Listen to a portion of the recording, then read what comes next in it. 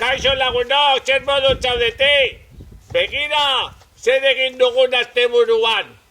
Ureztatzaile A. Abona mantangorri, txibeletak, loretxoak. Ze polita, Landareak ureztatuko ditugu honekin.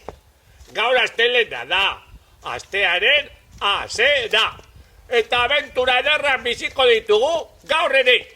Txapatzekin eta marijerekin alfabetua ikasiko dugu kantari.